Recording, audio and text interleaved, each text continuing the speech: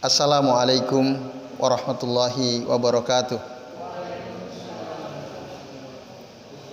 Alhamdulillahirabbil alamin wa bihi nasta'inu ala umuri dunya waddin. Wassalatu wassalamu ala asrafil anbiya'i wal mursalin wa ala alihi wa ashabihi wa man tabi'ahum bi ihsanin ila yaumiddin. Asyhadu an la ilaha illallah wahdahu la syarikalah wa asyhadu anna Muhammadan abduhu wa rasuluh. Allahumma shalli wa sallim wa barik ala Muhammad wa ala ali Muhammad kama shallaita wa barakta ala Ibrahim wa ala ali Ibrahim fil alamin innaka Hamidum Majid. Amma ba'du. Bapak-bapak dan ibu-ibu serta jamaah sekalian rahimani wa rahimakumullah. Alhamdulillah pada malam ini ya, meskipun hujan cukup deras, kita bisa melanjutkan ngaji kitab Shahih Fiqhus Sunnah karya Syekh Abu Malik Kamal bin As-Said Salim hafizahullah ta'ala. Dan pembahasan kita pada malam ini kita akan membahas tentang zihar ya Bapak Ibu ya, tentang zihar setelah sebelumnya kita membahas tentang ila ya. Nah, kalau ila itu bersumpah untuk tidak menggauli istri dalam jangka waktu tertentu. Kalau zihar itu menganggap istri seperti mahram, seperti ibunya sendiri, yang tentu saja haram untuk digauli, gitu ya. Nah, zihar sendiri secara bahasa dari kata az-zohru, az-zohru. Nah, az-zohru min kulli syai'in khilafu al-batan ya. Jadi az-zohr itu artinya punggung ya. Jadi punggung dari segala sesuatu itu lawannya adalah bagian dalam atau perut ya, al-batan.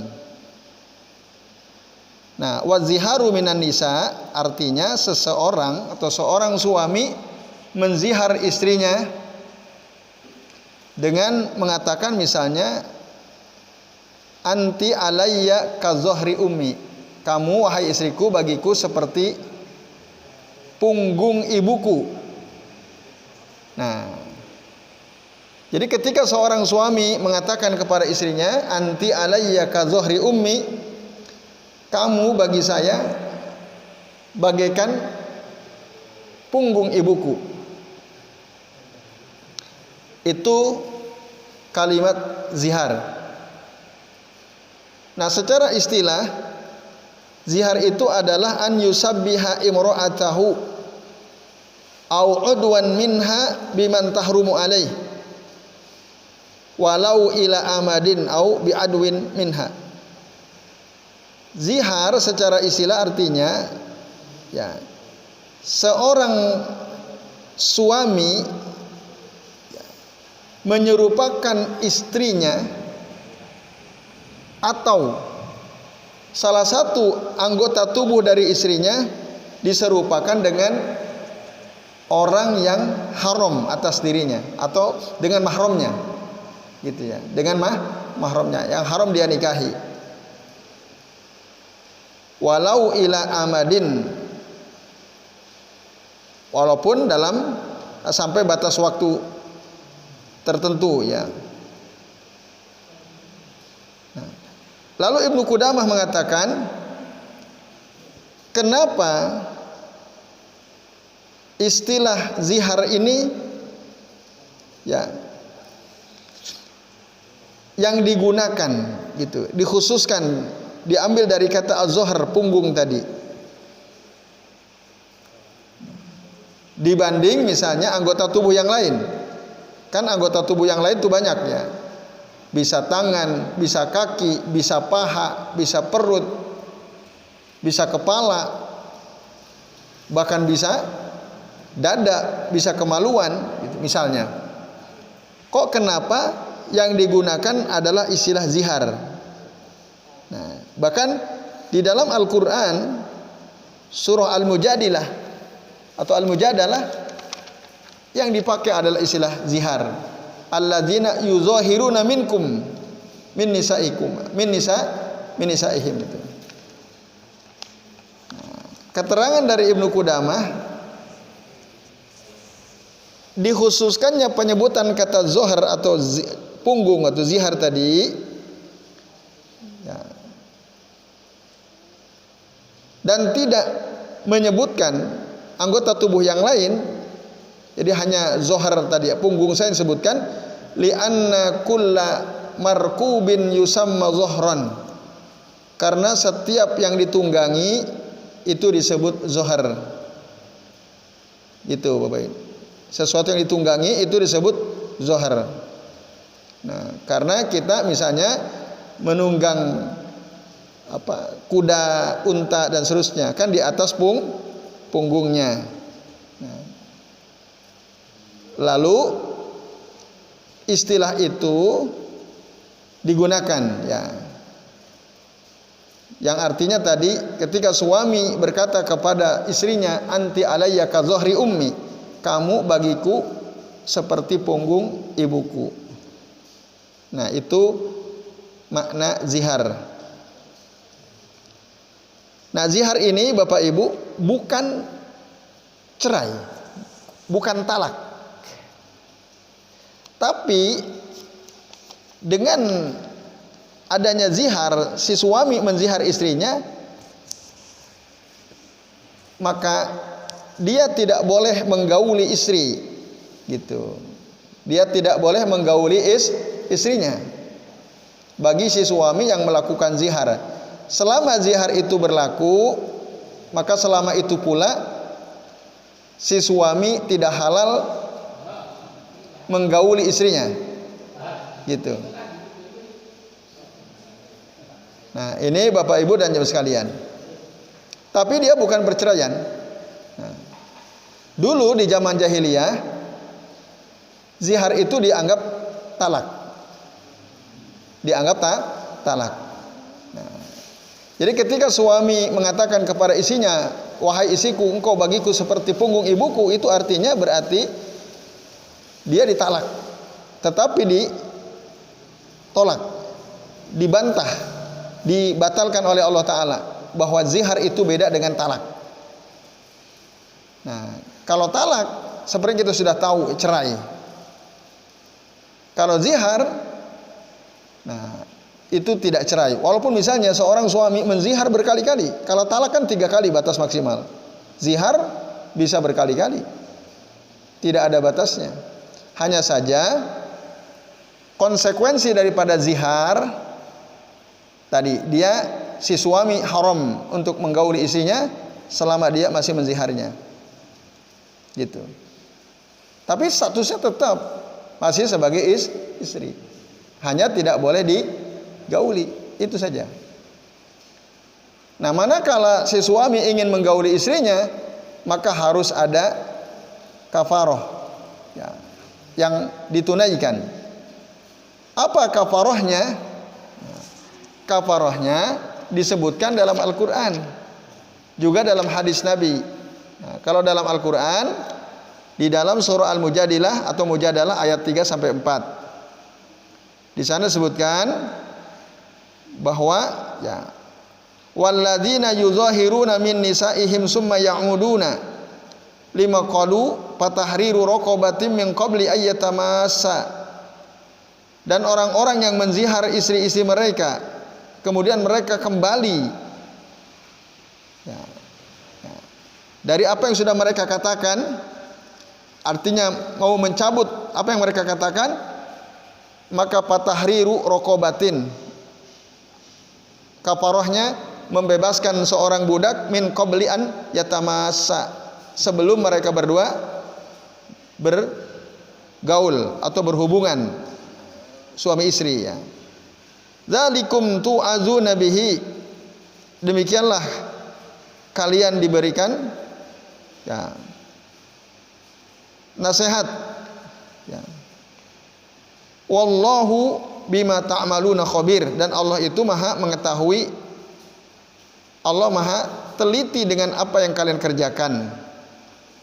Faman lam yajid Kalau dia nggak punya uang untuk membebaskan seorang budak, fasiyamu sahraini mutatabi'ain, maka dia harus puasa sebanyak atau selama 2 bulan berturut-turut. 2 bulan. Nah, berat.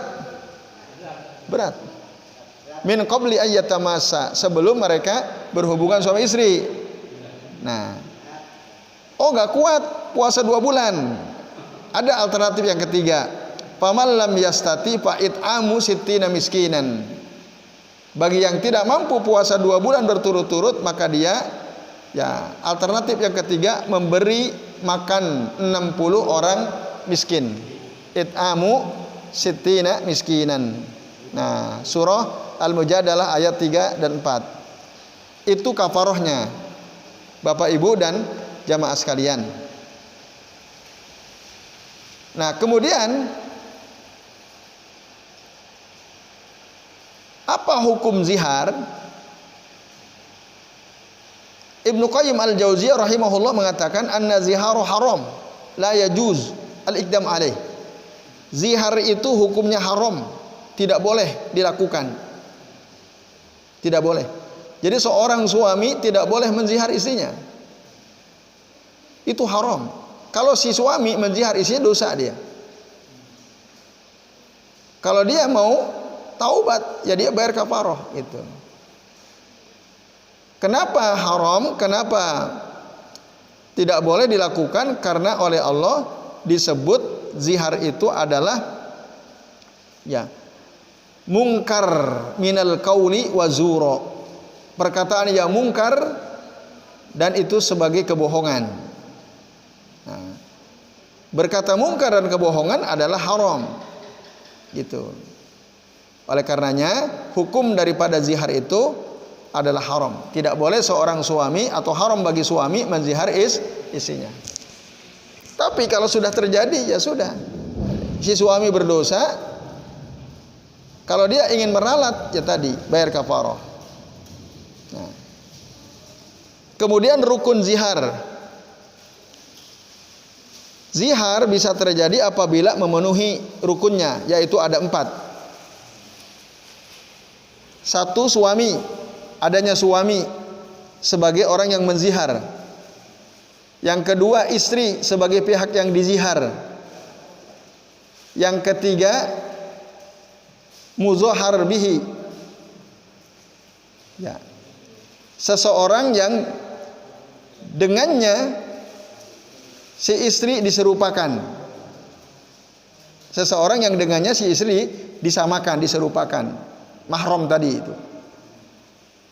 Nah, tadi sebutkan anti alayya ka zuhri ummi, berarti muzahirnya si suami muzahhar min haknya az-zauja istri, wa muzahhar bihi adalah al-um tadi. Anti alayya ka zuhri ummi. Nah, jadi seseorang yang diserupakan dengannya seorang istri. Dan yang terakhir, rukun daripada zihar itu adalah sigatu az-zihar. Redaksi atau ungkapan zihar itu seperti apa? Baik, yang pertama Bapak Ibu, rukun yang pertama, suami. Ya. Jadi zihar itu berlaku apabila si suami yang mengucapkan. Karena dalam surah Al-Mujadalah tadi ayat 2, ya, walladzina yuzahiruna minkum min nisaihim, dan orang-orang yang menzihar dari kalian, ya, kepada istri-istri mereka. Itu. Jadi, ya, suami adalah pihak yang menzihar. Maka setiap suami soha ziharuhu, itu sah dia menzihar.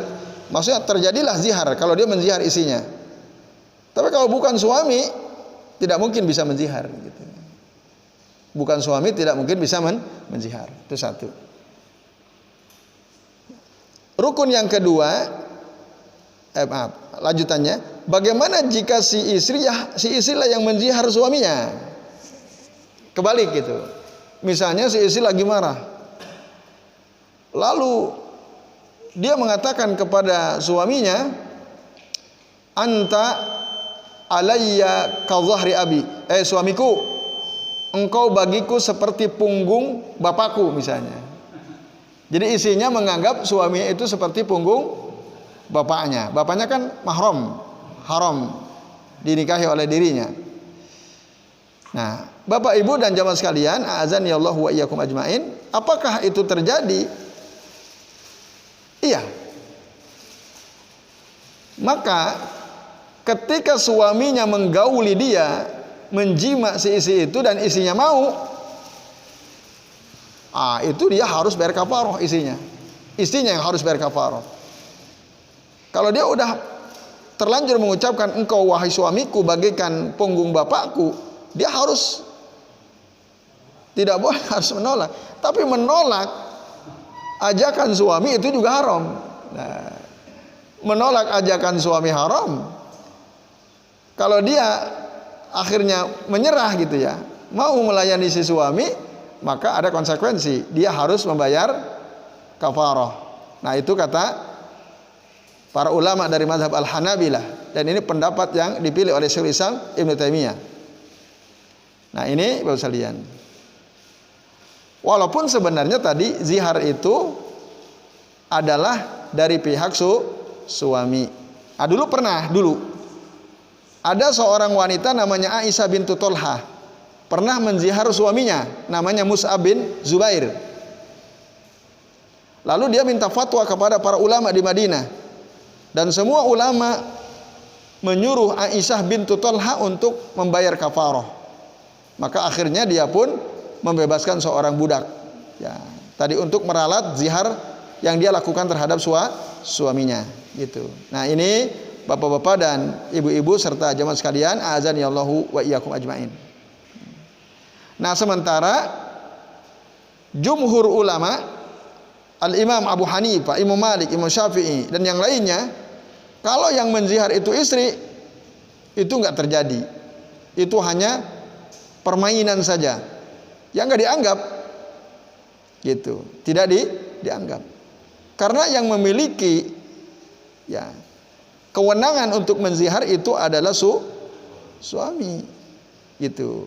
Kalau istri yang menzihar itu namanya lagwun, main-main.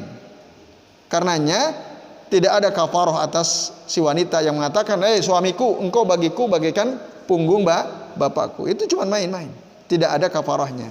Nah, baik kafaratu zihar maupun kafaratu yamin. Nah, menurut Abu Malik Kamal bin As-Said Salim, pendapat jumhur mayoritas ulama inilah yang lebih kuat, gitu. Karena zihar itu memang dari pihak laki-laki, bukan dari istri. Nah, ini Bapak Ibu dan hadirin sekalian, a'azani Allah wa iyyakum ajmain, rukun di antara rukun zihar.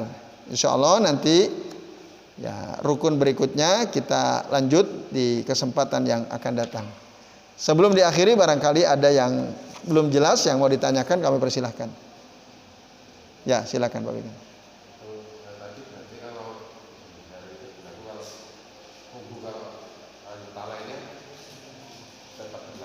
Gimana? Misalnya, nah,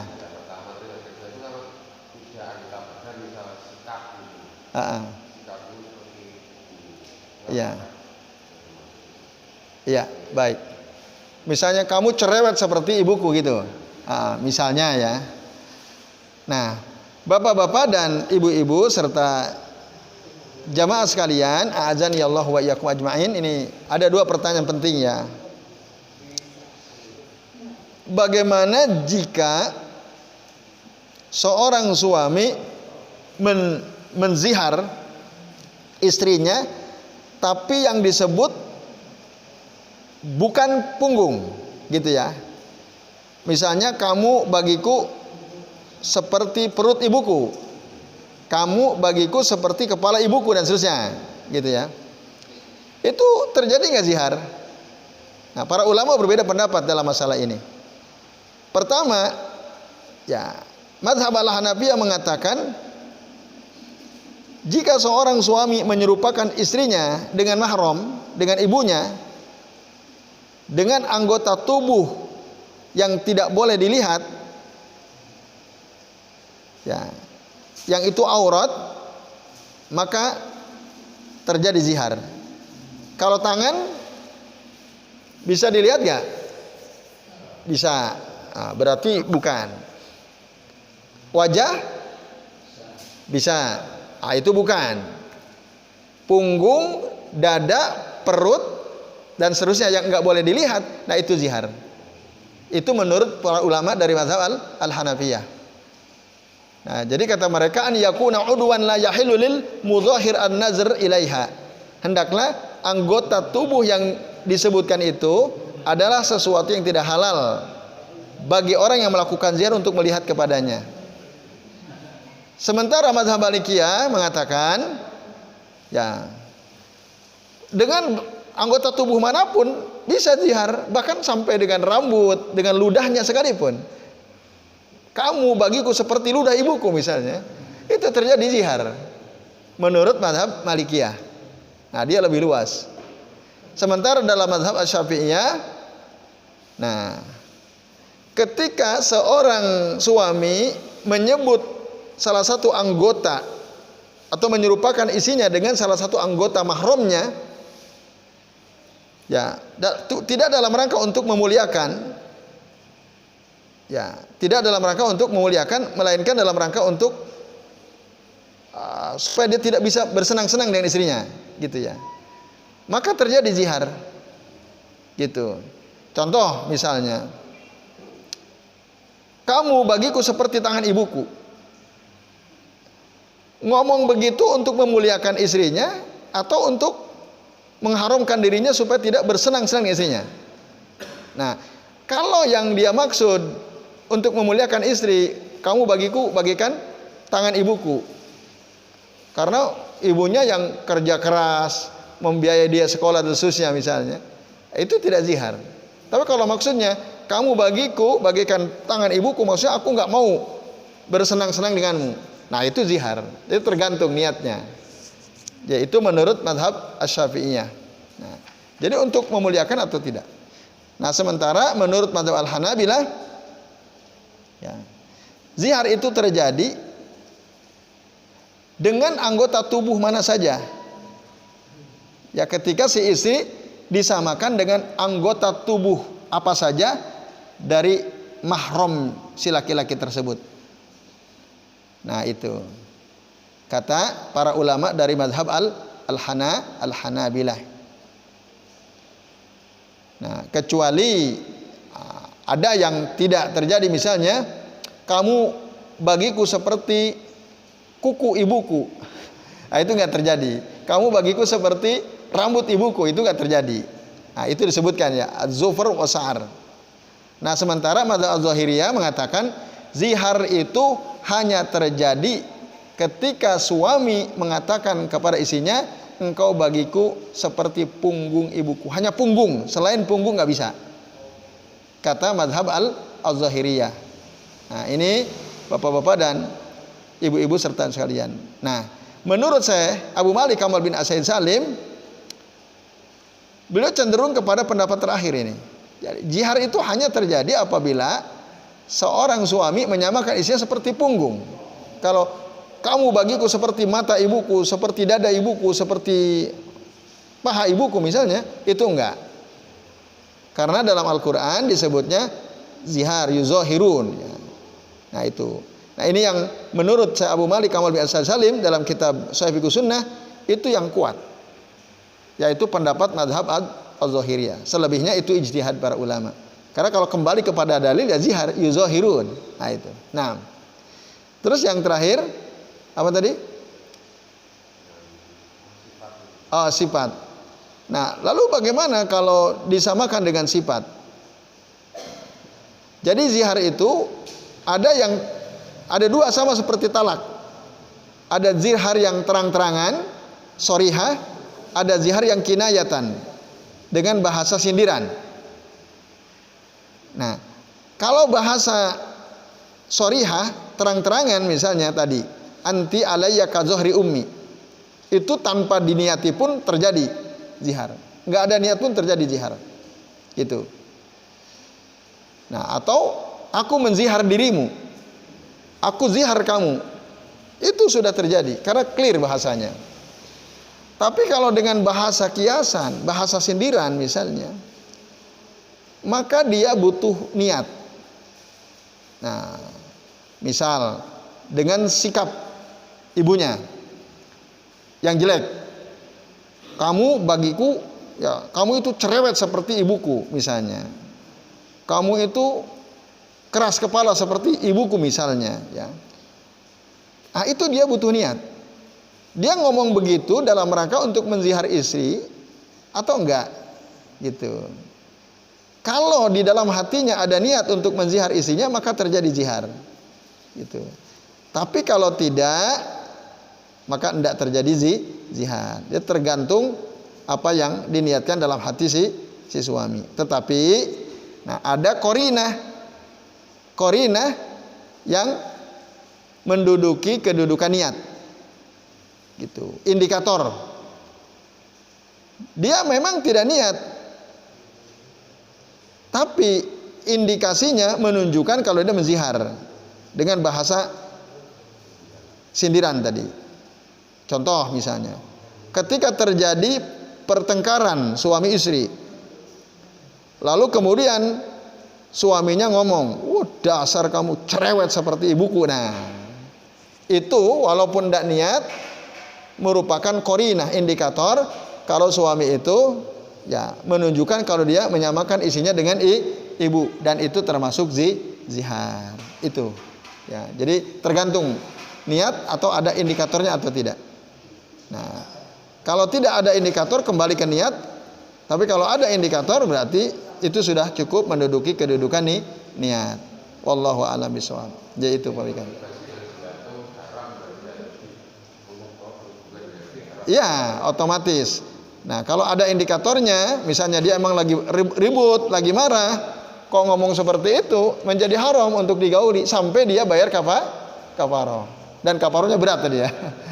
Jadi itu, Bapak Ibu dan jamaah sekalian, mudah-mudahan bisa dipahami dan ya semakin membuka wawasan kita agar kita lebih berhati-hati dalam berumah tangga, ya Bapak Ibu, karena konsekuensinya tadi ya jelas sekali ya.